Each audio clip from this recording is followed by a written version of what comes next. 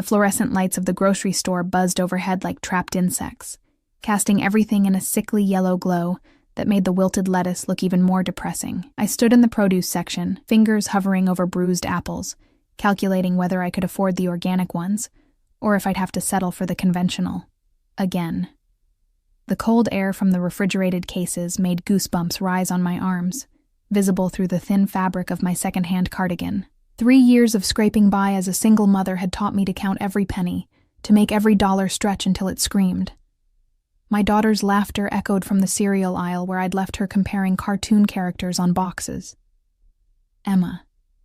My entire world compressed into 4 years of blonde curls and gap-toothed smiles, the reason I worked double shifts at the diner, the reason my hands were permanently wrinkled from dishwater, the reason I existed at all anymore.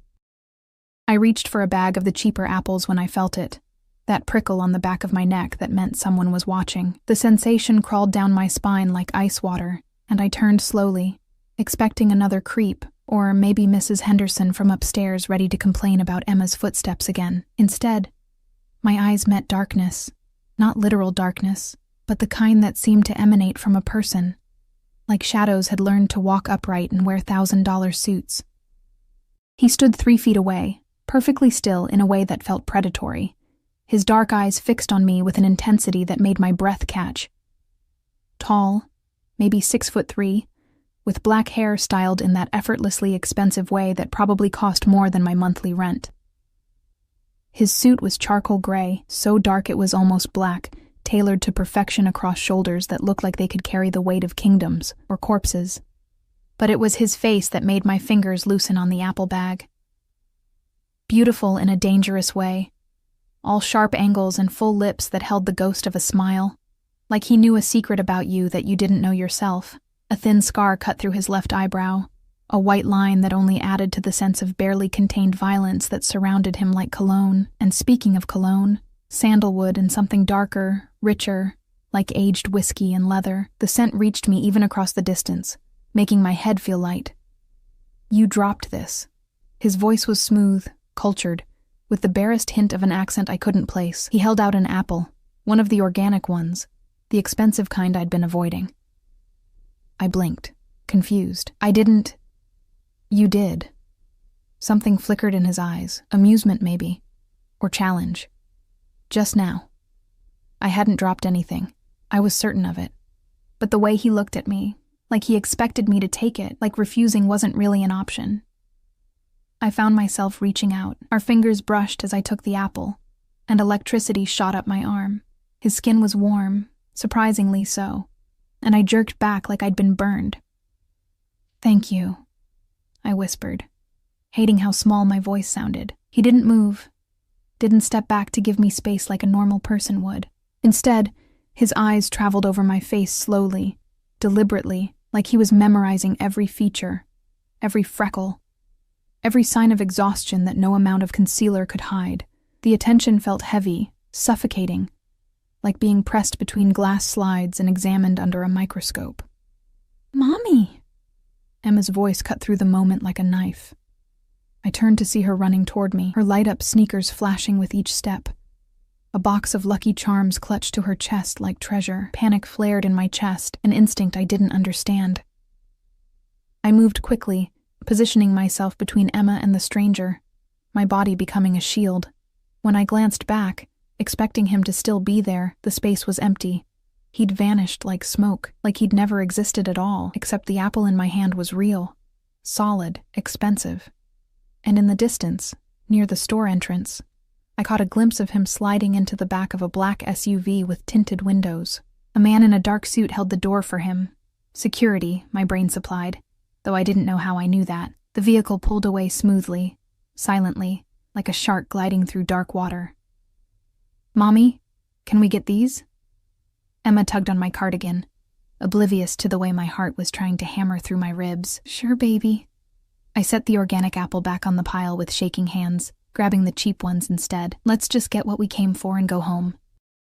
But as we made our way through the checkout line, I couldn't shake the feeling of being watched, and when I pushed our cart into the parking lot, I saw it.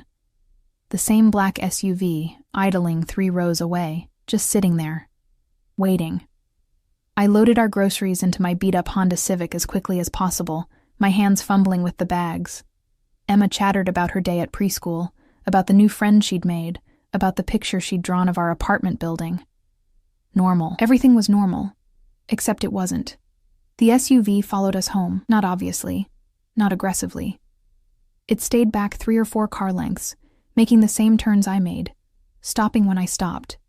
By the time I pulled into the crumbling parking lot of our apartment complex, my palms were slick with sweat, despite the evening chill. I grabbed Emma and the groceries, moving quickly toward the building entrance. The SUV pulled in behind me but didn't park. It just waited, watching. "Mommy, you're holding too tight," Emma complained, and I realized I was gripping her hand hard enough to hurt. "Sorry, sweetheart." I loosened my hold, but didn't let go as I fumbled with my keys, dropping them twice before finally getting the door open. Safe. We were safe. I carried the groceries up 3 flights of stairs to our tiny 1-bedroom apartment, my breathing ragged by the time I unlocked our door and rushed inside. Emma ran immediately to her toy corner. Really just a section of the living room where we'd set up her dollhouse and stuffed animals. I went to the window, pulling the curtain aside just enough to peek down at the parking lot. The SUV was gone. Relief and confusion warred in my chest. Maybe I'd imagined it. Maybe I was so tired, so stressed from the constant juggling of bills and shifts and single parenthood, that my brain had invented threats where none existed. I was putting away the groceries when my phone buzzed. Unknown number. My thumb hovered over the screen for a long moment before I opened the message. "You forgot the organic apples. I'll make sure you get better next time. D." The phone slipped from my fingers, clattering on the linoleum floor. Emma looked up from her dolls, concerned. "Mommy?" "It's okay, baby." Mommy just dropped her phone. I picked it up with shaking hands, staring at the message like it might bite me. How did he get my number? How did he know where I lived? Who was he? And why did part of me, some dark, desperate part I didn't want to acknowledge, feel thrilled instead of terrified? I deleted the message and blocked the number, then triple-checked that our door was locked and the chain was in place. Emma needed dinner, a bath, a bedtime story, normal things, safe things. But as I moved through our evening routine, I couldn't stop thinking about dark eyes and expensive suits, about the way he'd looked at me like I was something precious and rare, like I mattered. It had been so long since anyone had looked at me that way, 3 years to be exact. 3 years since my ex-husband, Marcus, had looked at me with anything other than contempt or indifference. 3 years since the divorce, since he'd made it clear that I wasn't enough, pretty enough, interesting enough, worth enough. He'd wanted someone sophisticated, someone who fit into his corporate world of cocktail parties and networking events, not a waitress who smelled like coffee and French fry grease. I pushed the thoughts away as I tucked Emma into our shared bed. I slept on the couch so she could have the bedroom. Her eyes were already drooping as I read her favorite story about a princess who saved herself. "Mommy," she murmured sleepily, "why did that man look at you funny at the store?" My blood ran cold. "What man, baby?" "The one in the black suit. He smiled at you, but it was a weird smile. Like..." She yawned. "Like he was hungry." I kissed her forehead, my lips trembling against her skin. "Just a friendly stranger, sweetheart. Go to sleep." But after she drifted off, I sat in the dark living room, staring at my phone. The blocked number had sent another message. Somehow, impossibly, another message. "You can't block me, Sophia, and you shouldn't try. What's coming for you is inevitable. But don't worry, I protect what's mine." I didn't remember telling him my name. The diner smelled like it always did. Burnt coffee, grease, and the faint underlying note of bleach that never quite masked the other odors. I tied my apron around my waist, the fabric stiff and stained despite my best efforts to keep it clean. My reflection in the metallic napkin dispenser showed dark circles under my eyes, evidence of another sleepless night spent jumping at every sound, checking the locks on the door every hour. It had been 2 days since the grocery store. 2 days of silence from the mysterious number. 2 days of convincing myself I'd overreacted, that he was just some eccentric rich guy with boundary issues, nothing more. "Table 4 needs a refill, Soph," Rita called from behind the counter, her cigarette-roughened voice cutting through my thoughts. She was 50-something, had worked at Mel's Diner for 20 years, and had the kind of world-weary wisdom that came from seeing everything twice. I grabbed the coffee pot and made my rounds, smiling automatically at the regulars. Mr. Peterson with his crossword puzzle, the construction crew from the site down the street, the college students nursing hangovers over hash browns. My feet ached in my worn sneakers, and my lower back had that familiar throb that meant I'd need to ice it tonight. This was my life. Small, contained, safe. The bell above the door chimed, and I glanced up automatically, my customer service smile already in place. It died on my lips. He stood in the doorway like he owned it. Like he owned everything his eyes touched. The same charcoal suit, or maybe a different one, just as expensive. Dark eyes swept the diner, cataloging exits and occupants in a way that made the hair on my arms stand up. Behind him, 2 men in dark suits flanked the entrance. Security, unmistakably. They didn't come inside, just stood there like sentinels, hands clasped in front of them in that universal bodyguard stance. Every conversation in the diner faltered. Even Mr. Peterson looked up from his puzzle, sensing the shift in atmosphere, because that's what happened when someone like him entered a space like this. The air changed, became charged with something electric and dangerous. His eyes found mine across the room, and a slow smile curved his lips. Predatory. Satisfied. He'd found me. My hands trembled, making the coffee pot rattle against the mug I was holding. The construction worker whose coffee I'd been pouring looked up at me, concerned. "You okay, sweetheart?" "Fine," I managed, setting the pot down before I dropped it. "I'm fine." But I wasn't fine, because he was walking toward me now, moving with that fluid grace that spoke of complete physical confidence, of a body trained for violence wrapped in expensive fabric. People instinctively moved out of his way, chairs scraping against linoleum as diners unconsciously leaned back. He slid into an empty booth, my section, of course, and waited. Those dark eyes never left my face. Rita appeared at my elbow, her voice low. "Who the hell is that?" "I don't know," I whispered back, and it was true. I didn't know his name, didn't know what he wanted, didn't know why he'd sought me out. But my body knew something was wrong.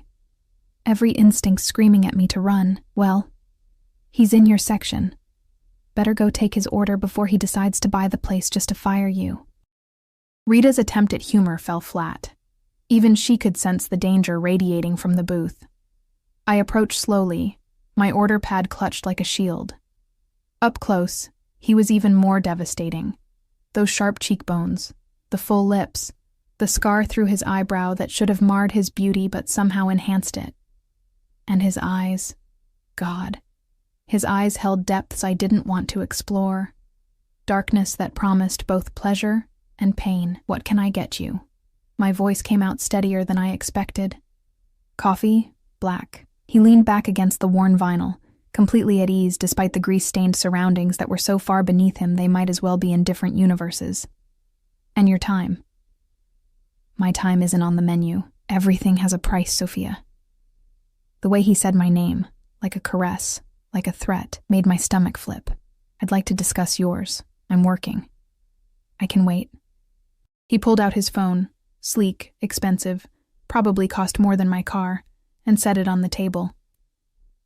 I'm a patient man when I want something. The implication hung in the air between us, heavy and suffocating.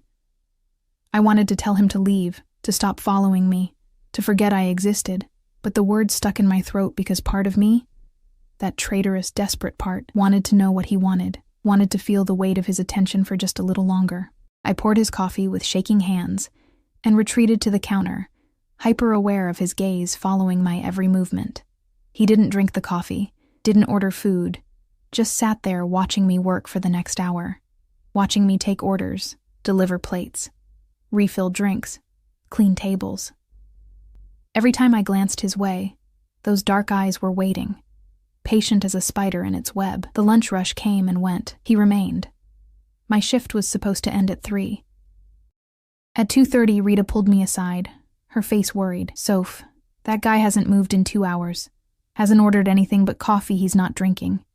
Just keeps staring at you like you're something he's planning to consume." I don't like it. I don't either. Want me to call the cops? I almost laughed. Call the cops on a man who clearly had the kind of money and power that made law enforcement irrelevant?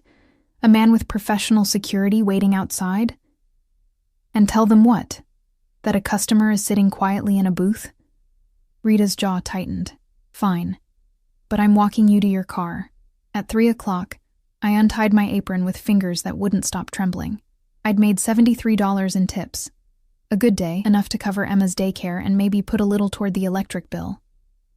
I shoved the cash in my pocket and grabbed my purse from the back room, trying to formulate a plan. When I emerged, he was standing by the door, waiting. The booth was empty behind him, and a $100 bill sat on the table. Payment for a single cup of untouched coffee. "Let me drive you home." It wasn't a request, despite the phrasing. "I have a car." That's falling apart. I noticed the exhaust issue and the bald tires. His voice was matter-of-fact, like he was discussing the weather instead of revealing that he'd inspected my vehicle. It's not safe. Fear and anger warred in my chest. "You had no right." "I have every right." He stepped closer, and I caught that scent again. Sandalwood and whiskey, intoxicating and terrifying. "You're mine, Sophia. You just don't know it yet. I'm not anyone's." The words came out fierce, stronger than I felt. "I'm not interested. Whatever this is, whatever you think you want, I'm not available. I have a daughter, a life, Emma. 4 years old, attends Little Sunshine Preschool, likes strawberry ice cream and stories about brave princesses." His expression didn't change, but something flickered in those dark eyes. "I know everything about you, Sophia.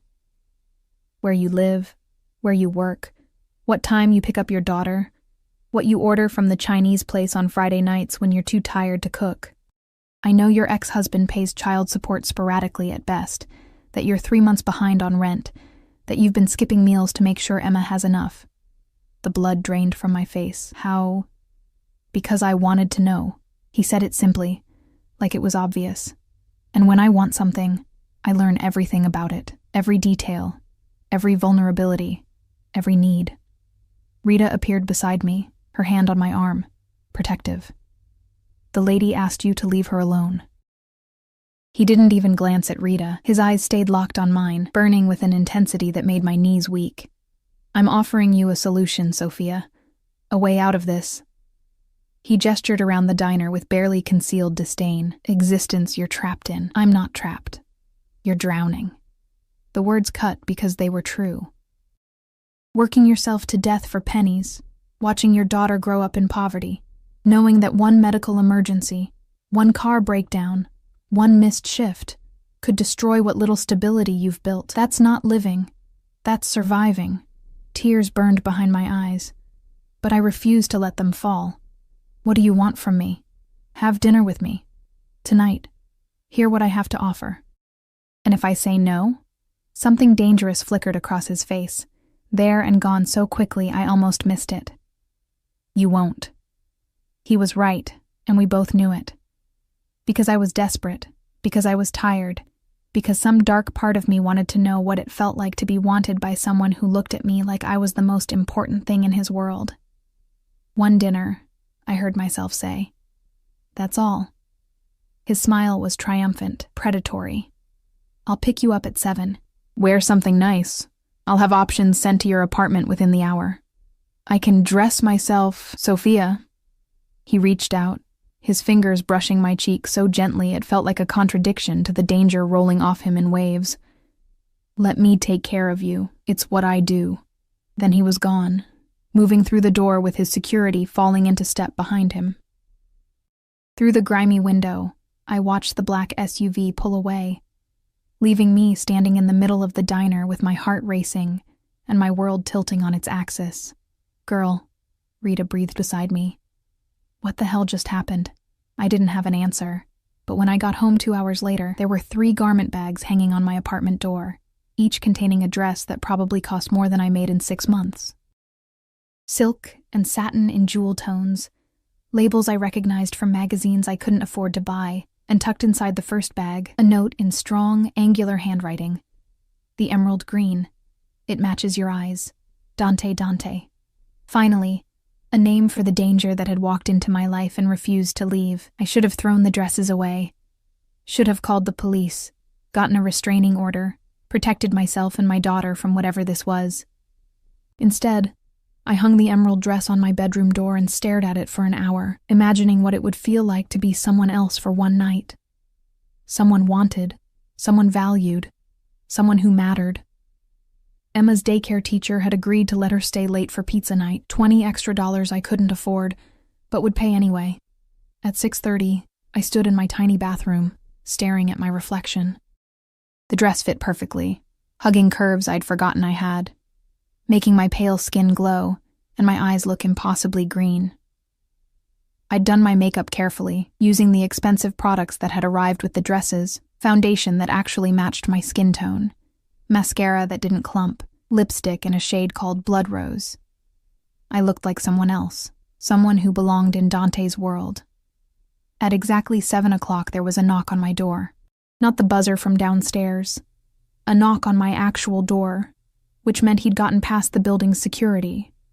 Of course he had. I opened it and forgot how to breathe.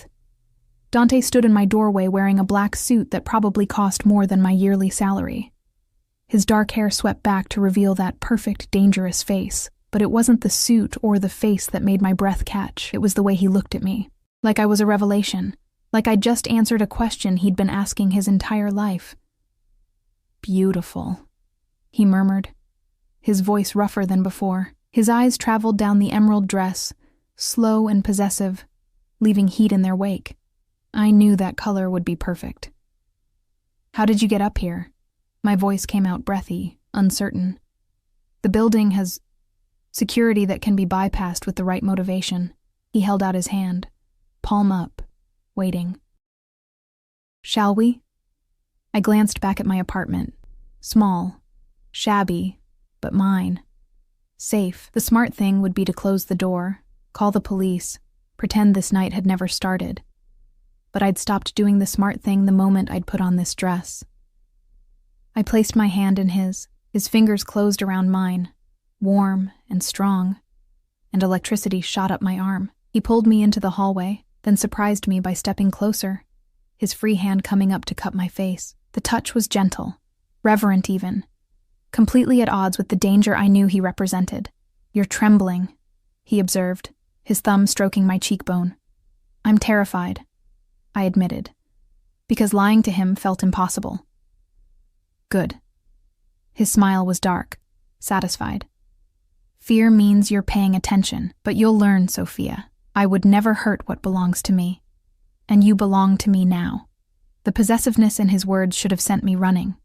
Instead, it ignited something low in my belly, something I didn't want to examine too closely. He led me downstairs, his hand never leaving mine, his body positioned slightly in front of mine in a way that felt protective. The black SUV waited at the curb, idling, with the same security personnel from the diner. One of them, tall, broad-shouldered, with a scar down his jaw, opened the back door. "This is Marco," Dante said as he helped me inside. "He's been with me for 10 years. You can trust him with your life." The interior of the SUV was pure luxury. Leather seats softer than my couch, tinted windows that made the outside world seem distant and unreal. Dante slid in beside me, close enough that I could feel the heat radiating from his body, smell that intoxicating cologne. The door closed, sealing us in our own private world. "Where are we going?" I asked, as Marco pulled smoothly into traffic. "Somewhere we can talk without interruption." Dante's hand found my knee, possessive, his palm warm through the silk. "Somewhere you'll be comfortable. I'm not comfortable anywhere near you." His laugh was low, genuine. Honesty, I appreciate that. His fingers traced small circles on my knee, the touch maddeningly distracting. "Most people tell me what they think I want to hear. You tell me the truth. Even when the truth is that you're scaring me?" "Especially then." His expression sobered, those dark eyes boring into mine. "I don't want your fear, Sophia. I want your trust. But trust takes time, and we don't have much of that. What does that mean? Before he could answer, his phone buzzed. He glanced at it, his jaw tightening, and something dangerous flickered across his face. Excuse me. He answered in rapid Italian, his voice hard and commanding in a way that made my stomach clench. Whatever he was discussing, it wasn't good. He ended the call and returned his attention to me, but the warmth had been replaced by something colder, more calculating. Change of plans. We're going to my estate instead of the restaurant. Your estate? It's more private, more secure. He said it like security was a normal concern for a dinner date, like everyone traveled with armed guards and worried about privacy. Dante, who are you? His smile was sharp, dangerous. You haven't figured it out yet. I'm disappointed. But I had figured it out, or at least part of it. The security, the obvious wealth, the way people moved out of his path, the barely leashed violence that surrounded him like an aura. He wasn't just rich. He was powerful in a way that had nothing to do with legitimate business. I couldn't say it. Couldn't make it real. Careful, Sophia. His hand tightened on my knee, not painful, but firm. Some words, once spoken, can't be taken back. And once you know certain things, you become part of that world whether you want to or not. Fear shot through me, sharp and cold. Let me out. I want to go home. No, you don't. His voice was gentle but implacable. You want safety, security, a better life for your daughter. You want to stop drowning. I can give you all of that. In exchange for what? You. Simple, direct, terrifying. Be mine, Sophia. Completely, wholly mine. Let me protect you, provide for you, give you everything you've been denied. And in return, you give yourself to me. That's insane. I don't even know you. You know enough. The SUV turned onto a private road, trees closing in on either side like a tunnel. You know I want you. You know I'm powerful enough to take care of you and Emma. You know that whatever I am, whatever I do, I keep my people safe, always. My people. Like I was already his, like the decision had been made before I even realized there was a choice. The estate emerged from the trees like something from a movie. Massive stone walls, wrought iron gates that opened automatically, manicured grounds stretching into the darkness. The house itself was a mansion, all modern lines and floor-to-ceiling windows glowing with warm light. This is your home? My voice came out awed despite my fear. One of them. He helped me out of the SUV, his hand on my lower back, guiding me toward the entrance. I have properties in New York, Chicago, Rome, and Sicily. But this is where I stay when I'm in the city. It's the most secure. More security personnel nodded as we passed, each one eyeing me with curiosity. How many people did he employ? How much power did he actually have? Inside, the house was breathtaking. Soaring ceilings, marble floors, art that belonged in museums, but it wasn't cold or sterile. Warm lighting softened the edges, comfortable furniture invited you to sit, and the faint scent of jasmine drifted from somewhere deeper in the house. Are you hungry? Dante asked, leading me through the foyer into a formal dining room where a table was already set for two, candles flickering between place settings that probably cost more than my entire kitchen. I don't understand. I stopped in the doorway, overwhelmed. Why me? I'm nobody. I work in a diner, I live in a falling-apart apartment, I'm a single mother barely keeping her head above water. You could have anyone. Models, actresses, women who actually belong in places like this. Why are you doing this? Dante turned to face me fully, and the intensity in his eyes stole my breath. You want the truth? 3 months ago I saw you at that diner. You were arguing with a customer who'd left you a religious pamphlet instead of a tip, and you were so angry you were shaking, but you didn't cry. Didn't back down. You stood your ground even though you were exhausted and hungry and barely holding it together. And I thought, that's strength. Real strength. Not the performance everyone around me puts on. He stepped closer, his hand coming up to tuck a strand of hair behind my ear. Then I watched you walk to your car, counting your tips, and I saw you set aside half before you'd even left the parking lot. For Emma, I learned later. You always put her first. even when it means you go without. And I knew. I had to have you. Had to know what it felt like to be protected by someone like you, to be chosen by someone who doesn't choose easily. That's crazy, but my voice lacked conviction, because his words touched something deep inside me, some desperate need to be seen, to be valued, maybe. His smile was crooked, almost boyish, but crazy is what I do best. Now have dinner with me. Let me tell you what I'm offering, and then you can decide. We sat at opposite ends of the long table, an expanse of polished wood between us.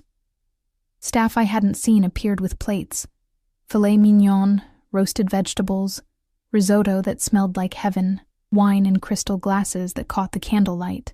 I picked at the food, too nervous to eat properly, while Dante watched me with those dark, calculating eyes. Your ex-husband, he said suddenly. Marcus Reynolds, director of operations at Thornton Industries. Married his secretary 6 months after your divorce was finalized. My fork clattered against the plate. How do you? I know everything about everyone who touches your life. He cut into his steak with precise movements, including the fact that he hasn't paid child support in 3 months and has filed to reduce his obligations.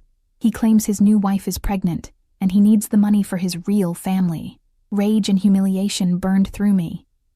I'd known Marcus was behind on payments, but the pregnancy, the real family comment, that was new.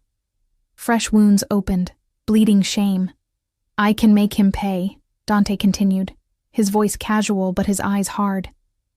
Every penny he owes, plus interest, plus whatever you need for Emma's future. I can make him regret ever treating you as less than you are. Why would you do that? Because you're mine now. He said it like it was obvious, like my belonging to him was simply fact. And no one hurts what's mine without consequences. I haven't agreed to anything, haven't you? He set down his knife and fork, leaning back in his chair. You put on the dress I sent. You got in my car. You're sitting in my home, listening to my offer. You've already said yes, Sophia. You just haven't admitted it yet. Heat flooded my face because he was right. Every step of the way I'd chosen to move forward, to see where this led. Even now, with fear coursing through my veins, I wasn't demanding to leave. What exactly are you offering? My voice came out quieter than intended. Marriage. The word hung in the air between us, heavy and impossible. Marry me, Sophia. Be my wife in every way that matters. And in return, I'll give you security, protection, wealth. Emma will have the best schools, the best opportunities. You'll never worry about money again, never feel invisible or worthless. You'll be the most important person in my world. That's insane. I pushed back from the table, standing on shaking legs. You don't marry someone you just met. You don't marry someone because you watch them count tips in a parking lot. That's not how real life works. In my world, it is. He stood too, moving around the table with that predatory grace. In my world, you see what you want, and you take it. You eliminate obstacles, you protect your assets, you build empires. And you? You're going to be my empire, Sophia. My queen, my everything. He was close now, too close, his hand coming up to cup my face. His thumb brushed across my lower lip, and I felt the touch everywhere, heat pooling low in my belly. 1 year, he murmured, his voice dropping to something dark and persuasive. Give me 1 year as my wife. If you're miserable, if you hate every moment, I'll let you go with enough money to start fresh anywhere you want. But if you stay, his eyes burned into mine. If you choose me, I'll spend every day proving I was worth the risk. And if I say no right now, something dangerous flickered across his face. Then I'll take you home, and you'll go back to your life. But Marcus will still file to reduce child support. Your landlord will still expect the 3 months back rent. Your car will still break down, and eventually you'll drown. He leaned closer, his lips nearly brushing my ear. I'm offering you a life raft, Sophia. Take it. My phone buzzed in the small clutch I'd brought, the only one I owned, a cheap thing I'd bought at Target. I pulled it out with shaking hands. A text from Emma's daycare. Hi, Sophia. Emma is asking when you'll pick her up. Pizza night ends at 8. Please confirm. I glanced at the ornate clock on the mantel. 7:45. In my old life, I'd be rushing to get her. worried about the late fee, stressed about bedtime. In this potential new life, I can have Emma brought here, Dante said, reading my expression. My staff can prepare a room for her. Anything she needs. You can see her, tuck her in, be the mother you've always been. But you don't have to do it alone anymore. Tears burned my eyes. This is too much. Too fast. Life-changing decisions usually are. His hand slid down to my neck, possessive, his thumb stroking my pulse point, but sometimes fast is necessary. Sometimes you have to jump before you can talk yourself out of it, so jump, Sophia. Jump. And I'll catch you. I stood in Dante's palatial dining room, my phone clutched in trembling hands, the weight of an impossible decision pressing down on my chest like a physical force. Every rational thought screamed at me to run, to grab Emma and disappear, to protect us from whatever darkness surrounded this beautiful, dangerous man. But rationality had never paid my rent. It had never filled Emma's belly or kept the lights on or fixed my dying car. I need to see her, I whispered. Before I decide anything, I need to see my daughter. Dante's expression softened, the first genuine tenderness I'd seen from him. Of course. He pulled out his phone, speaking rapid instructions in Italian. Then to me, Marco will bring her here within 20 minutes. The daycare will be compensated for any inconvenience. You can't just... I can. And I did. His hand found the small of my back, guiding me toward a sitting room off the main hallway. Sophia, the sooner you accept what I'm capable of, the easier this transition will be. I have resources, connections, power. I use them to take care of what's mine. I'm not yours yet. His smile was predatory. Yet. I like that you're already thinking in those terms. The sitting room was smaller, more intimate than the cavernous spaces we'd passed through. A fireplace crackled with real flames, casting dancing shadows across leather furniture and built-in bookshelves. Floor-to-ceiling windows looked out over the grounds, now illuminated by security lights that made the manicured lawns glow an otherworldly green. Dante poured amber liquid from a crystal decanter into 2 glasses. Whiskey. Single malt, aged 25 years. It'll help with the nerves. I shouldn't drink if Emma's coming. 1 glass won't impair you. He pressed it into my hand, his fingers lingering over mine. And you need something to take the edge off before I tell you the rest. The rest? My stomach dropped. What rest? He settled onto the leather couch, patting the space beside him. When I didn't move, something flickered in his eyes, amusement mixed with impatience. Sit, Sophia. I don't bite. Not unless you ask me to. Heat flooded my face, but I sat, keeping as much distance between us as the couch allowed. The whiskey burned going down, warming my chest, loosening the knot of anxiety slightly. Your ex-husband, Dante began, swirling his own glass, is more than just a deadbeat father. He's embezzling from Thornton Industries. Has been for 18 months. Small amounts at first, then larger sums as he got confident. He's funneling money through shell corporations to fund his new lifestyle. The house in the suburbs, the luxury cars, the country club membership. I stared at him, the whiskey forgotten. How do you know this? Because I make it my business to know things. His voice was matter of fact, like financial crimes were dinner conversation. And because Marcus made a critical mistake 3 months ago, he started laundering some of that money through a construction company that's under my protection. He didn't know it, of course. Thought he was being clever, diversifying his criminal portfolio. Under your protection, I repeated slowly. Meaning they pay me for the privilege of operating in this city without interference. It's a mutually beneficial arrangement. He took a sip of whiskey, his eyes never leaving my face. When I discovered Marcus's connection to you, I had my people dig deeper. The embezzlement, the fraud, the fact that he's planning to leave the country with his pregnant wife in 6 months to avoid prosecution when Thornton's auditors inevitably discover what he's done. He's going to abandon Emma permanently, Sophia. Run to the Cayman Islands and never look back. The room spun. I set down the whiskey glass before I dropped it, my hand shaking too badly to hold anything. You're lying. I never lie. He shifted closer, his hand coming to rest on my knee. That same possessive touch from the car. I manipulate, I threaten, I destroy. But I don't lie, especially not to you. Marcus is a coward and a thief, and he's going to leave you holding the bag for his crimes if someone doesn't stop him. Someone like you. Exactly like me. His smile was sharp. Marry me, and I'll make sure Marcus pays for everything he's done. The embezzlement will be discovered. The evidence will be irrefutable, and he'll spend the next decade in federal prison. His new wife will divorce him.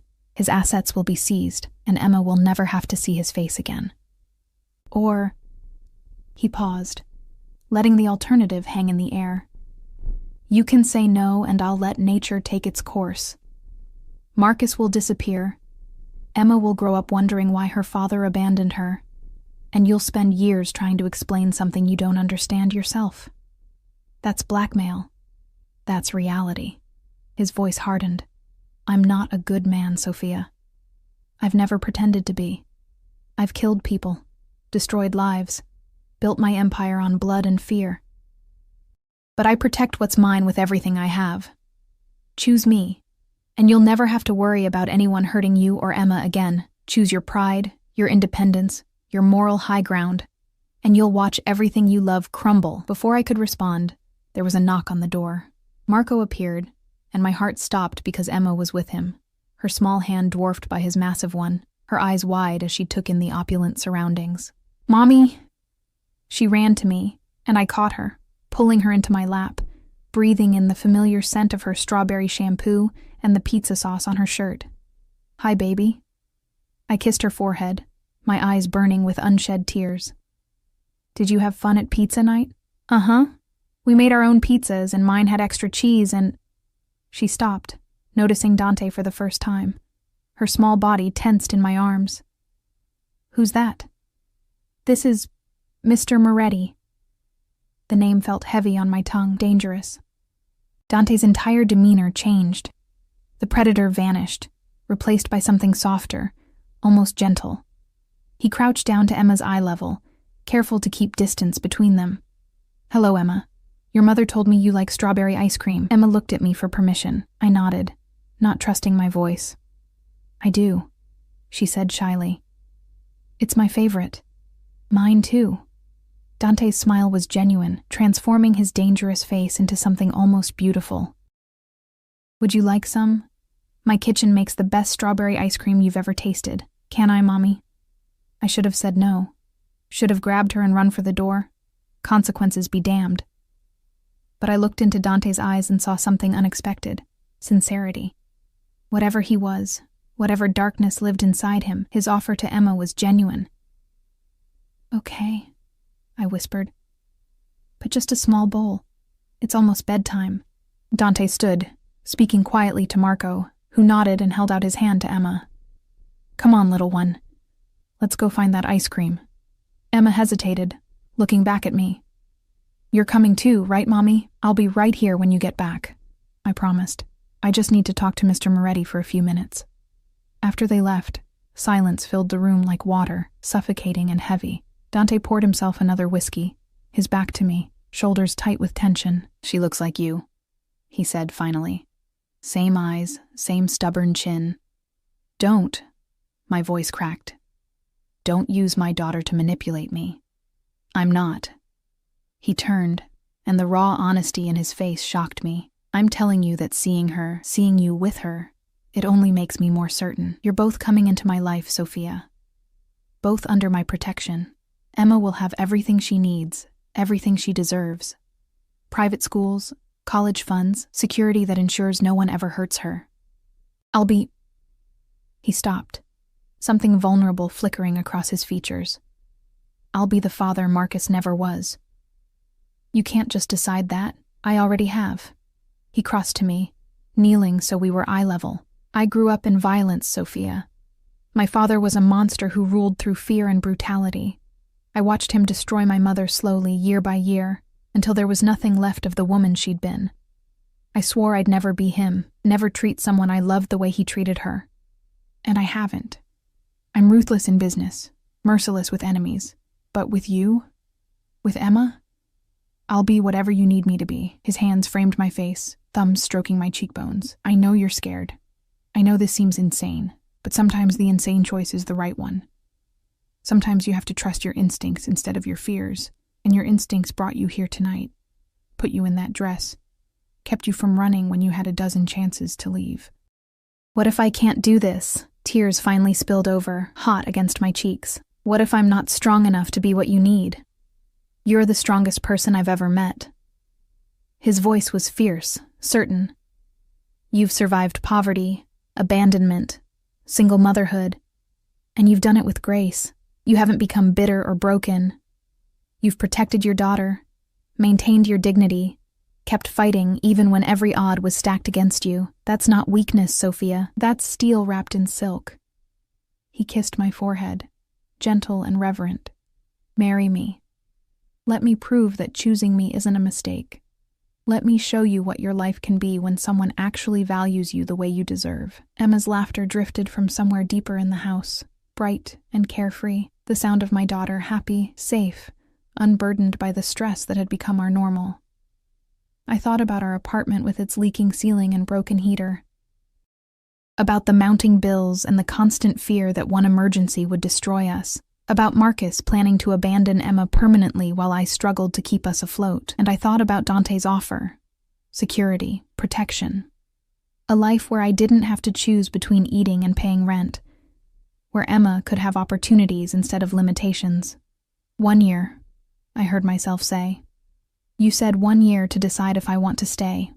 Triumph flashed in his eyes, quickly masked. 1 year. But I'm warning you now, Sophia. I play to win.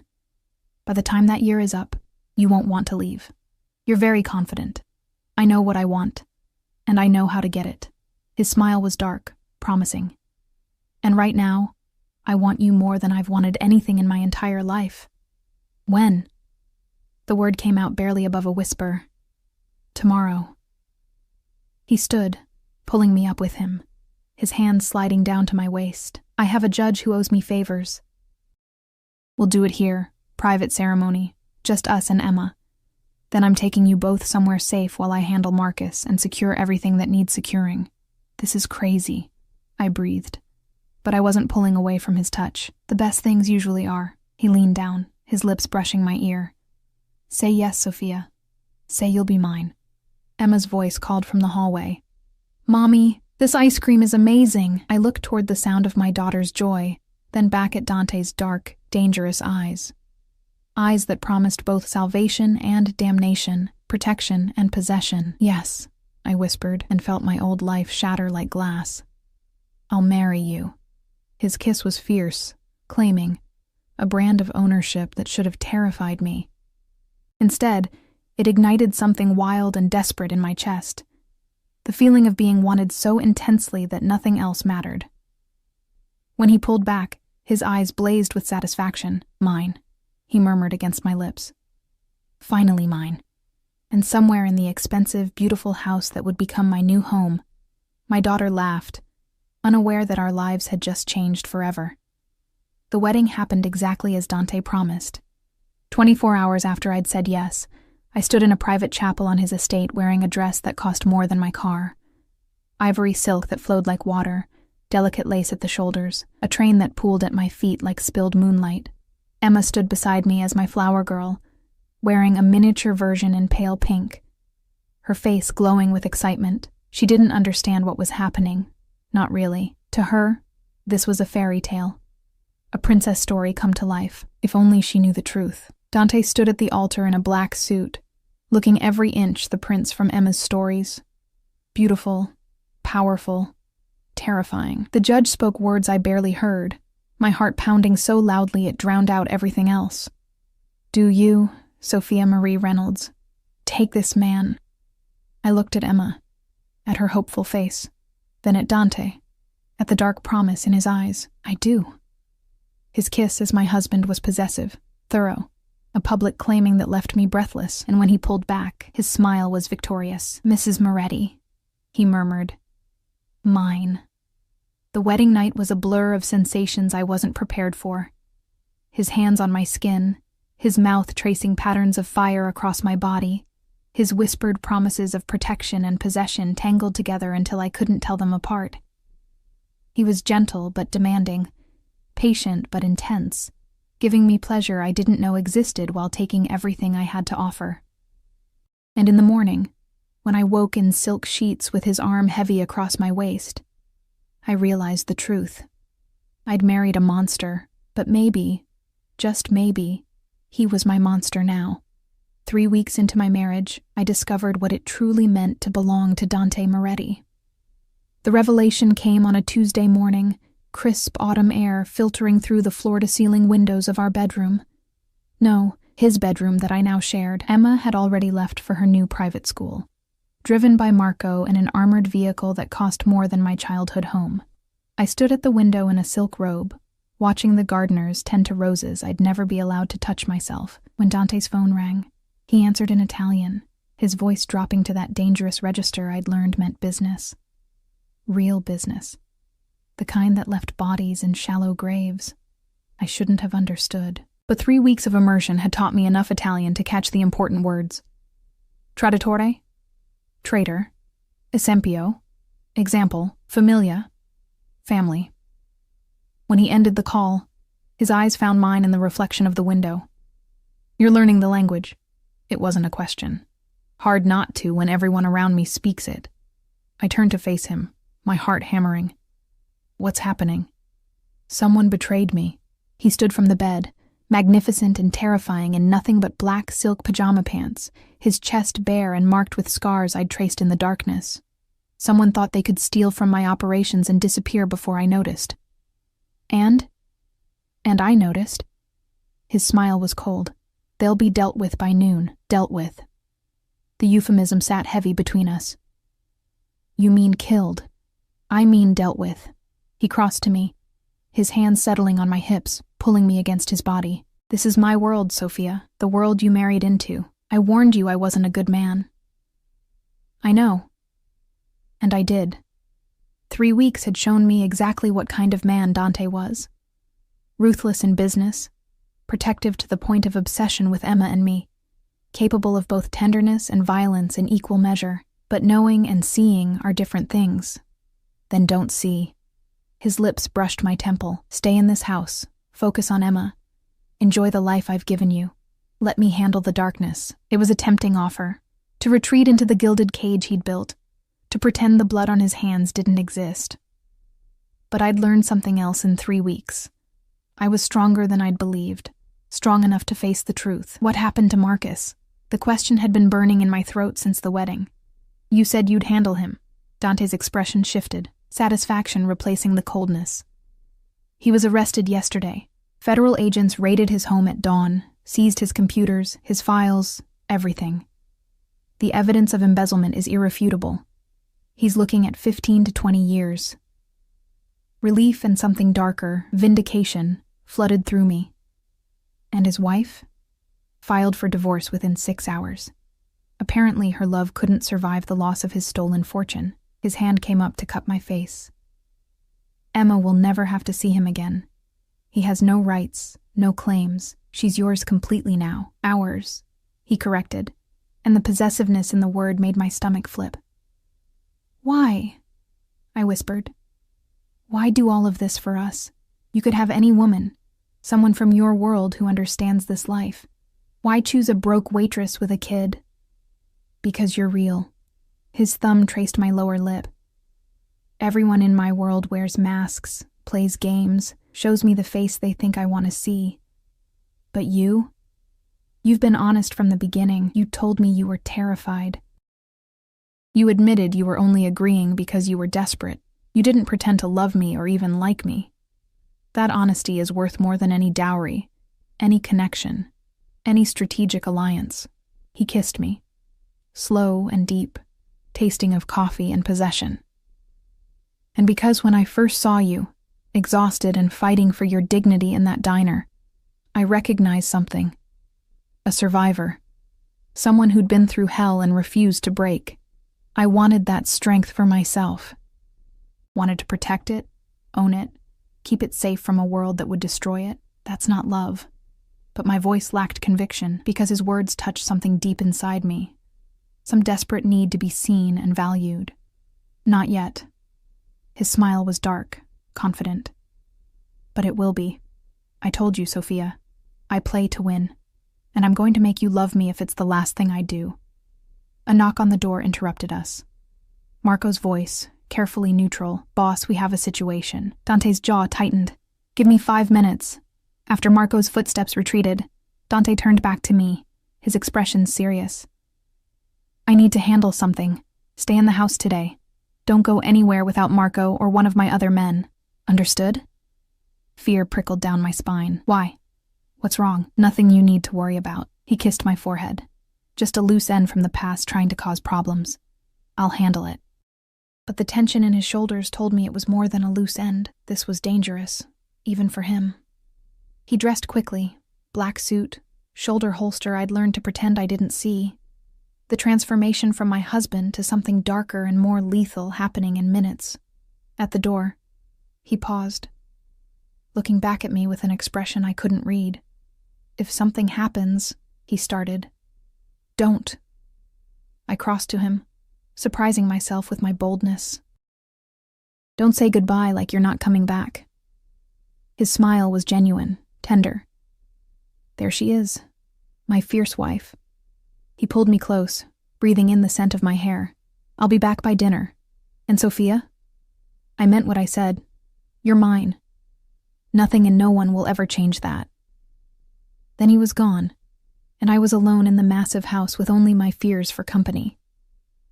The day crawled by with agonizing slowness.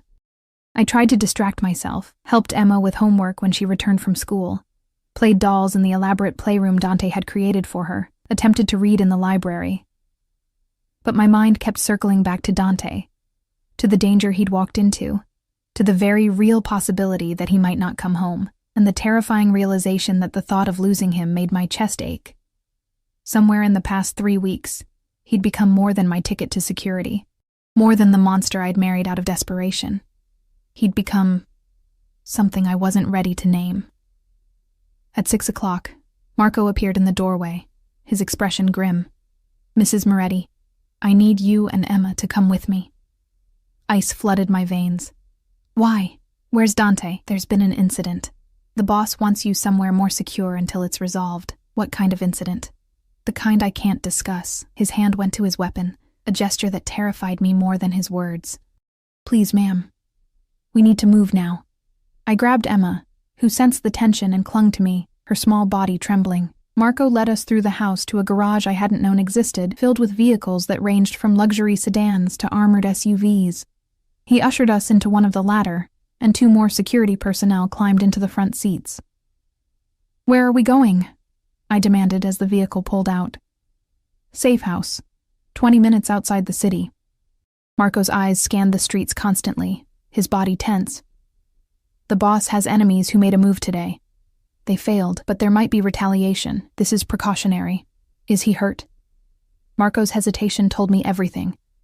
"He's operational." Operational. Not fine, not safe, operational. Like he was a machine still functioning despite damage. The safe house turned out to be another mansion, slightly smaller but no less fortified. I'd barely gotten Emma settled in a bedroom when my phone rang. Dante's name flashed on the screen. "Are you safe?" His voice was rough, strained. "Yes, Marco got us out." "Dante, what happened?" "A rival family thought they could take me out, eliminate the competition." A pause, the sound of movement. "They were wrong, but it was closer than I'd like." "Are you hurt?" "Nothing that won't heal." Another pause. "I need you to stay there tonight. I have to finish cleaning up this mess. Make sure there are no more threats. But Sophia, I need you to know, if something had happened to me today, everything would have gone to you and Emma. The houses, the money, the legitimate businesses. You would have been protected, provided for. Always." Tears burned my eyes. "Don't talk like that. I'm a realist. In my world, death is always one mistake away." His voice softened. "But knowing you and Emma are safe, that you're mine to protect, it makes me more careful, makes me want to survive every fight, every threat, every enemy, because I have something worth coming home to now. Dante." My voice cracked. "I love you, Sophia." The words fell between us like stones into still water, creating ripples I felt in my chest. I know it's too soon. I know you married me for security, not affection, but I need you to know. I love you. I love Emma. You're my family now, and I protect my family with everything I have. The words stuck in my throat, too big and terrifying to release. You don't have to say it back. He sounded almost gentle, but I needed you to know, in case... Stop. I sat on the edge of the bed, my free hand pressed to my chest where my heart threatened to burst through. Just come home to us. Safe. That's all I need right now. I will. A promise, dark and binding. I always will. He ended the call, leaving me alone with Emma's soft breathing from the next room and the weight of his confession pressing down on my shoulders. I love you. 3 words that changed everything. 3 words that made me realize I'd been lying to myself for weeks. Because somewhere between the grocery store and the wedding, between fear and fascination, between desperation and desire, I'd started falling for the monster who'd claimed me. Dante returned the next morning, looking like he'd walked through war. A cut above his eyebrow, bruises darkening his jaw, his suit jacket missing, and his shirt stained with blood, but alive. Whole. Mine. I met him at the door, Emma still sleeping upstairs, and without thinking, I threw myself into his arms. He caught me, always caught me, his grip tight enough to bruise. I was so scared, I whispered against his neck. I know. His hand stroked my hair, soothing. But I told you. I always come back. I pulled away enough to look at his face, at the evidence of violence that marked his beautiful features. What happened? The Castellano family made their move. They thought taking me out would let them absorb my territories. His smile was dark, satisfied. They're regretting that decision now. The ones who survived, anyway. I should have been horrified, should have recoiled from the casual mention of death. Instead, I reached up and touched the cut above his eyebrow gently. You need medical attention. I need you. He caught my wrist, his thumb pressing against my racing pulse. I need to know you're real, that this isn't something that's going to disappear. I'm not going anywhere. The admission felt like jumping off a cliff. You were right, Dante. About me already choosing you. I've been choosing you every day since I said yes. I just wasn't ready to admit it. His eyes blazed. Say it. Fear tried to choke the words, but I pushed through it. I think I'm falling in love with you. Not with the money or the security, but with you. The man who sends my daughter to the best school but makes sure her lunch includes her favorite cookies. The man who holds me at night like I'm precious. The man who's terrifying and gentle in equal measure.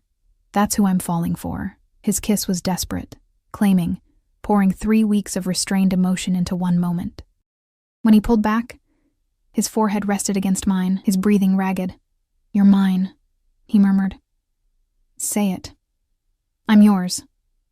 And meaning it, finally meaning it completely. We both are, Emma and me. Your family. Something fierce and possessive flashed across his face. My family, he repeated. Mine to protect, mine to provide for, mine to love. His hand slid to my stomach, spreading wide and warm. And maybe someday, we'll make this family bigger, give Emma a sibling, build something that belongs to us, alone. The image sent heat flooding through me. Children with Dante's dark eyes and my stubbornness. A house full of laughter instead of fear. A future I hadn't dared to imagine. Someday. I agreed, and felt the last of my resistance crumble. The year that Dante had promised me passed in a blur of discovery and growth.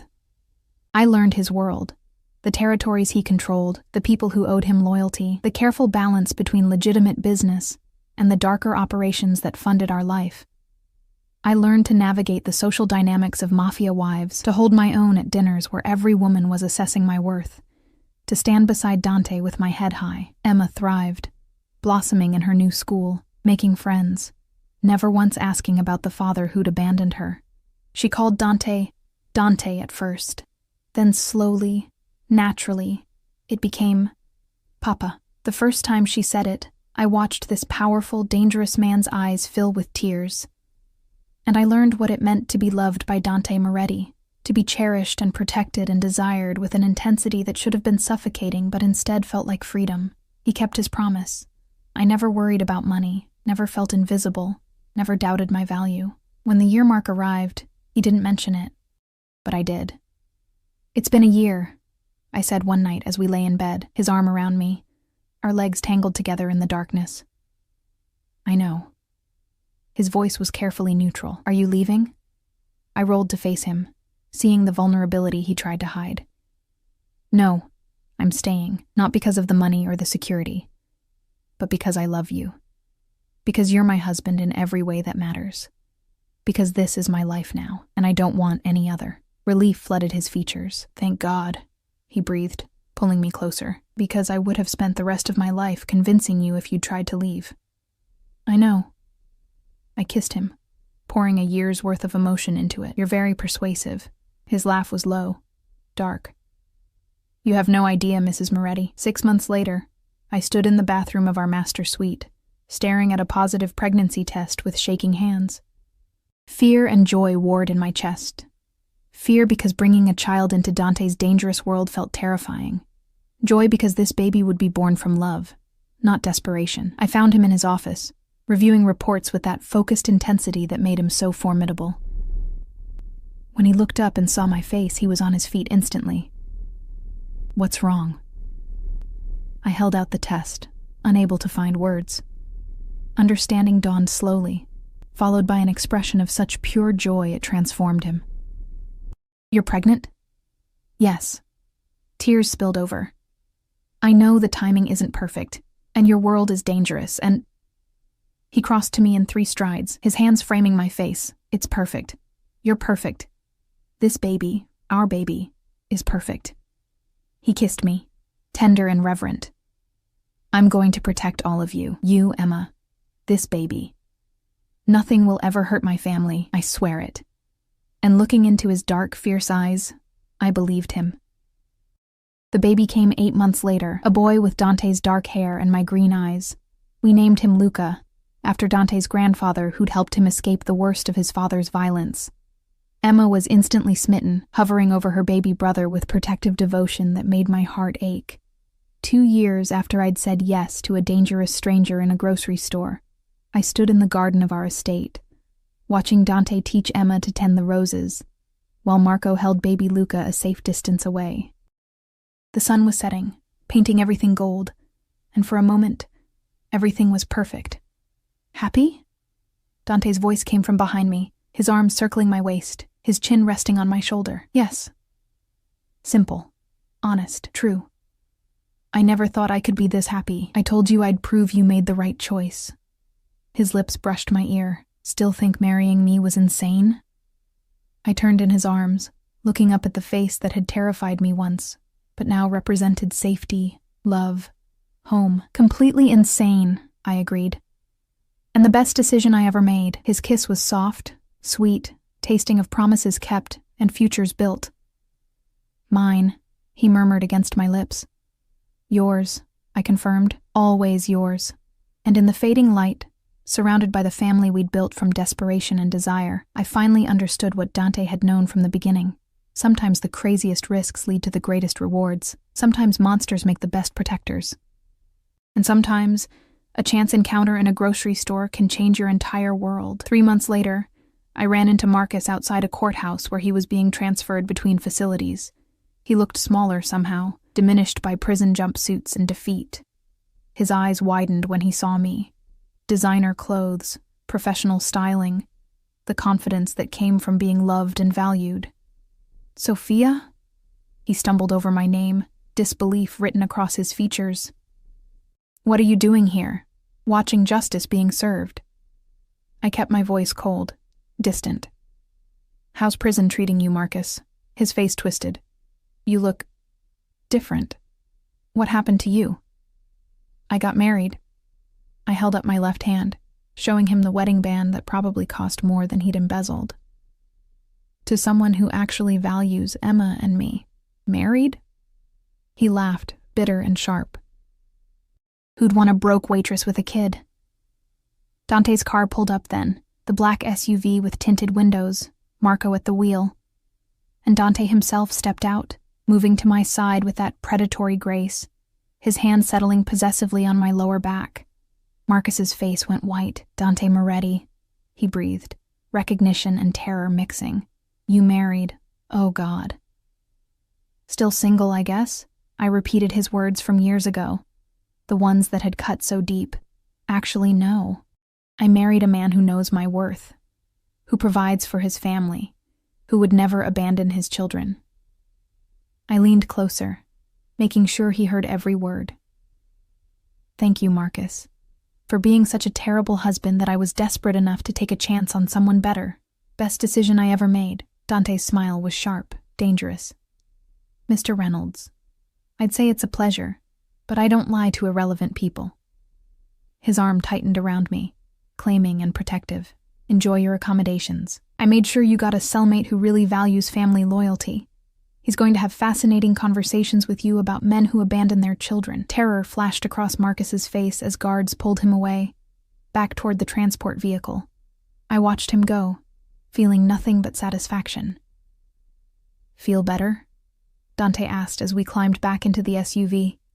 "Much." I settled against him, breathing in his familiar scent. "Thank you for everything." "You never have to thank me for protecting what's mine." He kissed my temple. "Now, let's go home. Emma's been asking when we'll be back, and Luca needs his evening feeding." Home. Not my apartment with its leaking ceiling. Not the life of struggle and desperation. Home was Dante's estate, our children, the family we'd built from impossible odds. As Marco pulled away from the courthouse, I looked back one last time at Marcus being loaded into the prison transport. My ex-husband who'd thrown away everything. And then I looked at Dante, my husband who'd given me everything. "I love you," I said, simple and true. His smile was genuine, tender. "I know. And I love you. Forever, Sophia. You're stuck with me now." "Good," I murmured, meaning it with every fiber of my being. That's exactly where I want to be. The SUV carried us home through the fading light, toward the life I'd chosen, the family I'd built, the love I'd found in the most unlikely place. And for the first time in years, I wasn't just surviving, I was living.